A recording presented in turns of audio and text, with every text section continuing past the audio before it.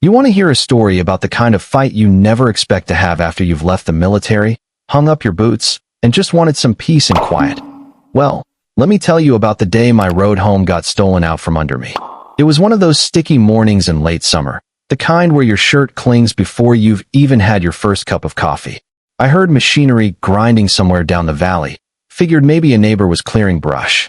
But when I came around the bend, there she was, Donna Rayburn, head of the Lakewood Hills HOA, standing on the gravel like she was queen of the county. Behind her were two board members who looked like wind-up toys, nodding before she even finished a sentence. And stretched across the only road to my property, a construction crew welding a steel gate straight into the ground. "You can't use this road ever again," Donna told me, smiling like she was doing me a favor. Then she shoved a letter into my hand. "Join the HOA, pay dues, or lose access forever."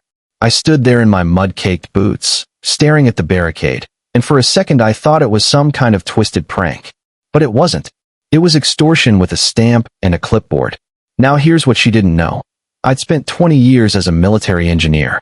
I'd built bridges under fire, rerouted convoys through deserts, and I sure as hell wasn't about to get cornered by a woman with a sun hat and a fake smile.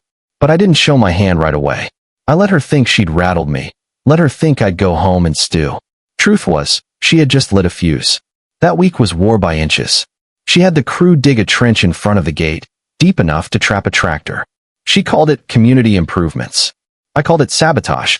I went to the sheriff, showed him my deed, begged him to do something. He just sighed and said it was complicated, that maybe I had a case under easement law, but it could take months, maybe years. In other words, I was on my own. So I improvised. I hacked a trail through the woods with my dirt bike, bouncing over roots and rocks just to get groceries. A buddy of mine from my service days even dropped supplies in with a helicopter, and you should have seen Donna's face when that chopper hovered over her neighborhood. She nearly spilled her iced tea screaming about unauthorized aerial disturbances. But she wasn't done. No, she doubled down. Noise violations, fake fines, stacks of certified letters threatening to sue me for everything from damaging HOA property to destabilizing soil. At night, I'd watch floodlights blaze across the gate while her loyalists supervised the trench, deepening it until it looked more like a moat than a road. One evening, she spotted me standing there and called out, "Find another way home, Caleb. This road belongs to Lakewood Hills." I didn't answer. I just smiled.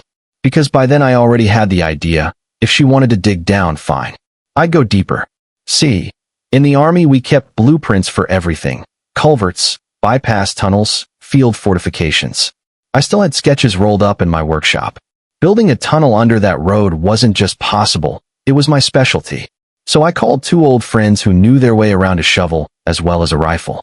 We started at night, hauling dirt out by the bucket, bracing the walls with scrap steel, rigging ventilation with an old generator. Every scoop of soil was a quiet victory, and Donna had no clue it was happening right under her feet. Meanwhile, she strutted around like she'd won. She even brought a lawn chair to the gate, sipping lemonade while the backhoe carved the trench wider. I let her have her little show, because I knew the real performance was coming. 2 weeks later, the tunnel was ready, sturdy, gravel-lined, with beams so solid it felt safer than the road above. The first time I drove my truck through, headlights bouncing off the braces, my heart was pounding like I was back on deployment. And when I rolled out on the far side past the trench, past the steel gate, it felt like freedom. But I wasn't done. I wanted witnesses. So I set up cameras and waited. Next morning, Donna showed up in her pressed blouse and sunglasses, clipboard in hand. She was mid-rant about trespassers when I pulled up on the other side of the gate, leaned against my truck, and waved. The look on her face, that slack jaw, that frantic scanning like she'd just seen a ghost, was worth every blister from that tunnel. She threw her clipboard to the ground, screaming no, no, no, while I just grinned and said, "Morning, Donna." The footage went online that same day. Neighbors shared it, strangers laughed at it, and within a week everyone was talking about the HOA queen outsmarted by a tunnel. But Donna wasn't laughing. She slapped me with a lawsuit, claimed I'd destroyed community infrastructure. I countered with evidence of harassment, obstruction, even endangerment after an ambulance couldn't reach a neighbor in time because of her trench. That part nearly broke me. Watching paramedics struggle through the mud, precious minutes ticking by. The man survived, but barely. After that, I knew this fight wasn't just mine anymore. Court was a circus. Her lawyer painted me like some kind of outlaw miner undermining civilization. My attorney, sharp, calm, laid out every piece of evidence. The letters, the trench, the ambulance report, even Donna's own emails bragging about cutting me off until I complied. When the UPS driver testified about her screaming at him for doing his job, the gallery burst out laughing. But when the neighbor held up a photo of his newborn daughter, saying the tunnel was the only reason she'd made it to the hospital, well, even the judge put down his pen for a moment. By the end, it wasn't close. The judge ruled that my easement rights were permanent, ordered the gate and trench torn down, fined the HOA for harassment, and even removed Donna as president. The gallery erupted in cheers while she sat there pale as a ghost. A week later, county crews rolled in and dismantled her empire. Sparks flew as they cut the steel gate apart. A bulldozer filled in the trench she'd wasted thousands digging. Neighbors gathered to watch, laughing, some even clapping. Donna didn't show up. Rumor had it she couldn't stand the humiliation, eventually sold her house, and left town. Me? I threw a cookout on my pasture. We called it the Freedom Feast. Folks brought pies, kids rode four-wheelers, veterans raised flags. At the entrance to the tunnel we hung a sign that read, Rayburn Passage, a reminder of what happens when power goes unchecked.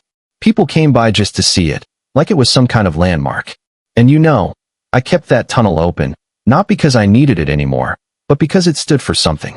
It wasn't just steel and dirt. It was defiance carved into the ground. Proof that when someone tries to wall you in, you don't just give up, you dig your own way out. Now here's where I'll leave it to you. Was I right to fight fire with fire, to dig a tunnel instead of waiting for the law? Or did I cross a line of my own?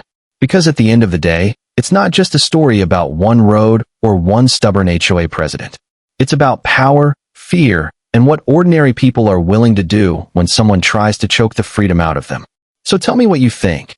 Drop your thoughts in the comments, share where you're watching from, and let's see how far this debate travels.